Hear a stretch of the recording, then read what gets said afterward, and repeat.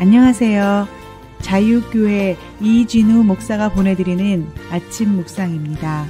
오늘도 예수 그리스도의 향기를 내는 복된 하루가 되시길 바랍니다. 12월 18일 월요일 아침 묵상입니다. 오늘은 목사 의존 신앙에서 벗어나라 라는 제목으로 마가복음 12장 38절로 40절의 말씀 묵상합니다. 예수께서 가르치실 때에 이르시되 긴 옷을 입고 다니는 것과 시장에서 문안 받는 것과 회당의 높은 자리와 잔치의 윗자리를 원하는 서기관들을 삼가라. 그들은 과부의 가산을 삼키며 외식으로 길게 기도하는 자니 그 받는 판결이 더욱 중하리라 하시니라.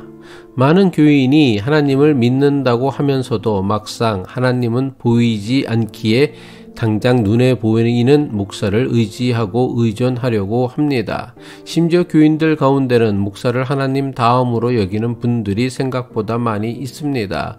얼핏 생각하기에 목사를 하나님 다음으로 여기는 것이 교회를 사랑하고 하나님을 잘 섬기는 꽤 신실한 믿음처럼 보일 수 있습니다. 하지만 이것은 목사와 교회를 타락하게 하고 망가뜨리는 매우 위험한 믿음입니다.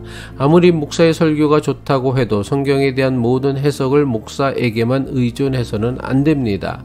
아무리 목사가 경건하고 거룩하게 보인다 해도 자신의 신앙을 목사에게만 의지하거나 의존해서도 안 됩니다.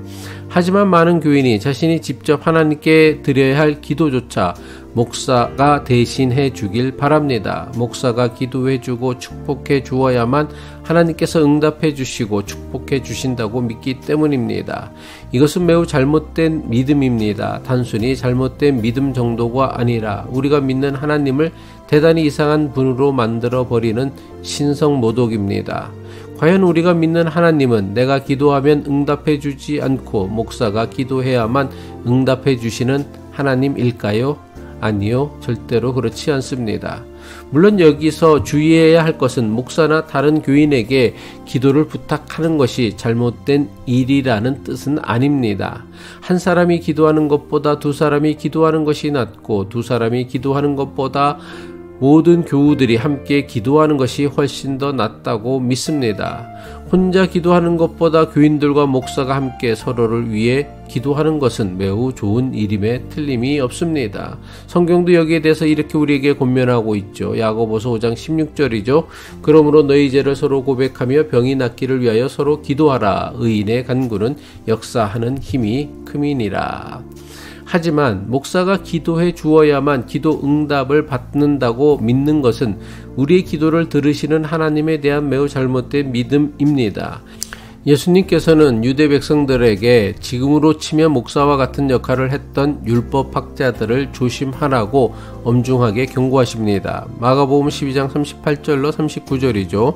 예수께서 가르치시면서 이렇게 말씀하셨다. 율법학자들을 조심하여라. 그들은 예복을 입고 다니기를 좋아하고 장터에서 인사받기를 좋아하고 회당에서는 높은 자리에 앉기를 좋아하고 잔치에서는 윗자리에 앉기를 좋아한다. 율법학자들을 조심하라는 예수님의 말씀이 무엇을 의미합니까? 어떻게 하는 것이 율법학자들을 조심하는 것입니까?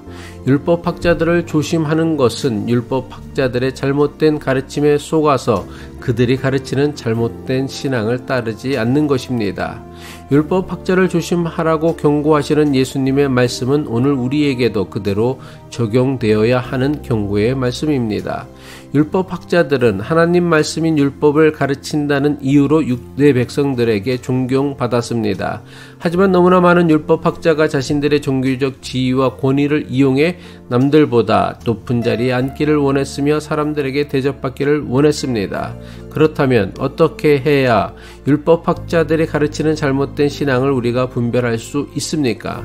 얼핏 대단히 어렵고 힘든 문제처럼 보일 것입니다. 하지만 하나님에 대해 정직한 자세와 태도를 가지기만 하면 아무리 교묘한 거짓 가르침이라도 분별할 수 있다고 생각합니다. 예수님을 믿고 따르는 것은 이전보다 더 좋은 사람이 되는 것이지 남들보다 더 높은 자리에 앉고 남들보다 더 성공한 사람으로 사는 것이 아닙니다. 하지만 너무나 많은 교인이 예수님께서 가르쳐주지 않은 것을 신앙의 가장 중요한 목적으로 삼으며 신앙생활 합니다. 그렇기에 외식하는 율법학자와 다를 바 없는 거짓 목사들의 잘못된 교훈에, 가르침에, 설교에 너무나 쉽게 속아 넘어가는 것입니다. 자꾸만 이상한 목사들이 많아지는 것은 단순히 목사만의 문제만이 아닙니다. 이상한 목사들에게 의존하는 교인들이 많아지기 때문이기도 합니다.